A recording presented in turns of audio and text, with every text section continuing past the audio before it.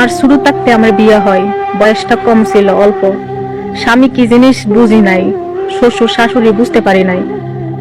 এখন যে বুঝটা বুঝি, যদি আগে বুঝটা বুঝতাম, জামাই যদি সিরা লেবুর রস লাগাইতো, তারপরে ডিভোর্সের নামটা, তালাকের নামটা মোহ লইতাম না। ফুল ফুটে বাগানে, প্রেম হয় গোপনে, প্রথম প্রেম ভেঙে গেলে সুখ হনার জীবনে।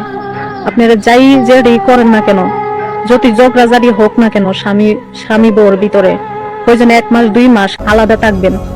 তারপরে তালাকের নামটা, ডিভোর্সের নামটা মোহ লইবেন না। একটা মেয়ে যখন ডিভোর্স হয়ে যা, জিন্দা লাশ হয়ে বাইসা থাকে, ও বাইসা তাহার থেকে মরে যাও অনেক ভালো। সমাজের মানুষ, মা বাবার কাছে বুঝা, রাস্তাঘাটে গেলেই কতি কয় ওর সাথে চলিস না, ও যদি ভালো হইতো ডিভোর্স হইতো না। যেই বাঁচেন যেই মরেন, তালাকের নাম কোনো দিন মূল্যায়ন না, কোনো দিনও সুখ হয় না। দ্বিতীয় বিয়ে যদি সুখ হয়, আবার ঠিক আগের মতো কষ্ট। ভুল করছি, আমি যদি আমার স্বামীরে পাইতাম, আর একবার যদি আমার জীবনে ফিরে আসতো, ওর পাও বেড়া ক্ষমা চাইলাম। জান, আর একটা বার আমার জীবনে ফিরে আসো না প্লিজ, আর একটা সুযোগ দাও আমাকে। আমি তোমার হাতে পাও ধরি প্লিজ, আমি তোমার পাও বেড়া মাফ চামো, ক্ষমা চামো যদি আমি কোনো ভুল করে থাকি। আর একটা বার ফিরে আসো না আমার জীবনে।